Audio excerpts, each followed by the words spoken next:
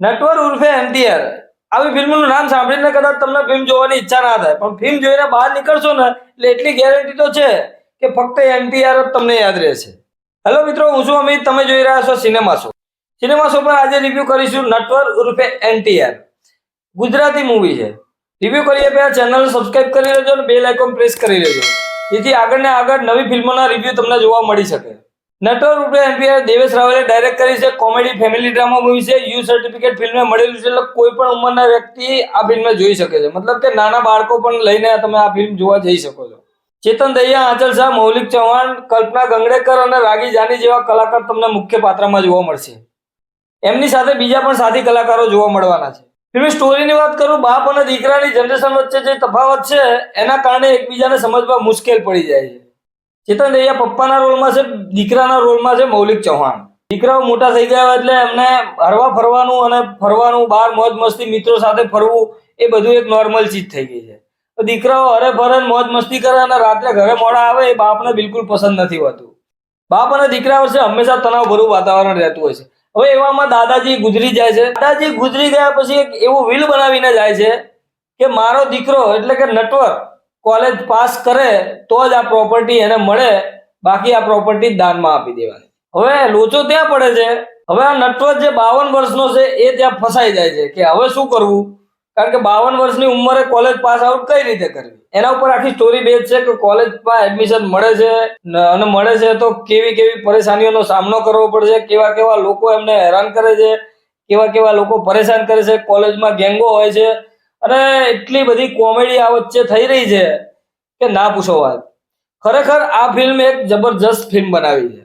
સાથે એક love story પણ ચાલતી હોય છે. બાપ અને દીકરો એક સાથે કોલેજ કરવી અને એક સાથે એક્ઝામ આપી એ કઈ રીતે શક્ય બને છે એ આ ફિલ્મમાં જોવાનું છે.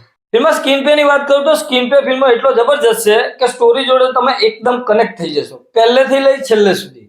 ક્યાંય પણ ફિલ્મ તમને બોરિંગ નહીં થવા દે. ફિલ્મમાં ડિરેક્શનની વાત કરી તો એક સરસ રીતે ડિરેક્શન કર્યું છે.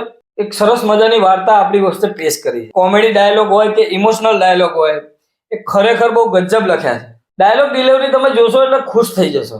શું ડાયલોગ ડિલિવરી છે! ચેતન દહિયાએ લાંબા લાંબા ડાયલોગ જે ડિલિવર કર્યા છે એ ખરેખર ગજબ છે. માની જશો તમે ચેતન દહિયાને કે ડાયલોગ ડિલિવરી આને કહેવાય. ચેતન દહિયાની એક્ટિંગ દરેક ફિલ્મોમાં મસ્ત જ હોય છે. આ ફિલ્મ કંઈક અલગ જ છે. એમાં મ્યુઝિકની વાત કરું તો એક તો એનટીઆર ટાઇટલ સોંગ છે. ટાઇટલ સોંગ સિવાય પણ એક સોંગ છે, એનું નામ છે આસમાની પરી.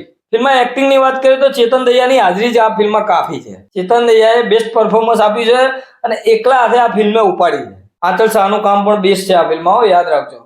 જ્યારે જ્યારે સ્ક્રીન પર આવે છે ત્યારે સ્ક્રીનથી નજર હટતી નથી તમારી. સાથે મૌલિક ચૌહાણનું કામ પણ બેસ્ટ છે. એમનો રોલ થોડો સિરિયસ છે, જબરજસ્ત કામ કરીને આપી છે. કલ્પના ગંગડેકરની પણ એક્ટિંગ નોટિસ કરવા જેવી છે. માના રોલમાં એકદમ પરફેક્ટ બેસે છે. રાગી જાની પ્રોફેસરના રોલમાં છે, એમને પણ સારું કામ કરીને આપ્યું છે. એક્ટિંગની દ્રષ્ટિએ જોઈએ તો આ ફિલ્મમાં એકેય એક્ટરની ખામી નથી. સ્ટોરી જોડે કનેક્ટ થઈ જવું એ જ મોટું પાસું છે. એ જ આ ફિલ્મની માસ્ટરી છે. ભલે કોઈ પણ કહે કે ના કે, પણ હું કહીશ કે આ એક માસ્ટર ફિલ્મ છે, સારી ફિલ્મ છે, જબરજસ્ત ફિલ્મ છે. બીજી ફિલ્મો જોવો કે ના જોવો, એવી ફિલ્મો તો સ્ટોરીઓ આવતી જ હોય છે, જતી હોય છે. આ ફિલ્મ અલગ છે બધાથી. એ જોશો એટલે ખ્યાલ આવશે કે ખરેખર તમે, હું વખાણ કરીશ તો તમને ખરેખર એવું લાગશે કે બસ આ ખાલી ખાલી વાતો કરે છે. ખરેખર તમે ફિલ્મ જોવા જશો ને પછી મને કહેજો અને કોમેન્ટ બી કરજો કે ફિલ્મ તમને કેવી લાગી છે. કોમેડી અને ઇમોશનનો જે તડકો લગાવેલો છે આ ફિલ્મમાં એ બહુ જબરજસ્ત છે. ડાયલોગની વાત કરો તો ચેતન દહિયાના ડાયલોગ ભરી ભરીને છે. હસી હસીને પેટમાં ના દુખવા આવી જાય ને તો મને કહેજો. પ્લસ પ્રોડક્શન વેલ્યુ ફિલ્મની ઠીકઠાક હતી. પહેલી વસ્તુ તો ફિલ્મને પ્રમોટ બિલકુલ નથી કરી. મેકર્સે આટલી સ્ટોરી હોવા છતાં આટલી મજબૂત તમારી જોડે વાર્તા છે તો આવી ફિલ્મને પ્રમોટ કરો. ખરેખર દર્શકો સારી ફિલ્મોને પસંદ કરે છે, પણ લોકો સુધી પહોંચાડો તો ચાલશે ને. લોકો સુધી પહોંચશે જ નહીં તો ગમે તેવી ફિલ્મ સારી હશે બિલકુલ નથી ચાલવાની. અને ફિલ્મને શો પણ કેટલા મળ્યા છે. આખા અમદાવાદમાં 18 સિનેમામાં તો રિલીઝ થાય છે અને ફક્ત એકાદ બે શો, એથી વધારે કોઈ શો નહીં કોઈ થિયેટરમાં. ભલે એનું પ્રમોશન ના થયું પણ વર્ડ ઓફ માઉથ જો સારો જશે તો આ ફિલ્મ ચોક્કસ સિનેમાના શો પણ વધવાના છે. આ ફિલ્મ બધા જ પાસાઓમાં ખરી ઉતરી છે અને દરેક ઓડિયન્સને ગમશે. હું એવું નથી કહેતો કદાચ એક્શન મૂવીના જોવાના શોખીન હોય તો એ લોકોને ના ગમે, બાકી કોમેડી અને ફેમિલી ડ્રામા મૂવી જોવાના જો તમને શોખ હોય ને તો આ ગુજરાતી મૂવી મિસ ના કરતા, કેમ કે આપણે વિડીયો એટલા માટે જ બનાવીએ છીએ બેસ્ટ ફિલ્મો તમારા સુધી પહોંચી શકે. નેગેટિવ પોઈન્ટમાં એટલું જ લાગશે એકાદ બે સીન તમને થોડા લાંબા લાગી શકે. ફિલ્મનો એન્ડિંગ એટલો જબરજસ્ત છે કે તમે ખરેખર ફિલ્મમાં જેટલું તમે હસ્યા છો ને એન્ડમાં એટલું તમને ઇમોશનલ પણ કરશે. નટવર ઉર્ફે NTR ની કોલેજની અંદર ફંક્શનમાં સ્પીચ બતાવવામાં આવી છે એ ખરેખર તમારા દિલને ટચ કરી જશે. ફેમિલી સાથે જોજો, કારણ કે એવા ફિલ્મમાં કોઈ સીન એવા નથી કે કોઈ ડાયલોગ એવા નથી કે તમારે ફેમિલી જોડે બેસીને તમે કમ્ફર્ટેબલ ના રહો. સિનેમા શો તરફથી આ ફિલ્મ 4.5 સ્ટાર. તો મળીએ મિત્રો નેક્સ્ટ વિડીયોમાં નવી ફિલ્મ સાથે સિનેમા શો પર.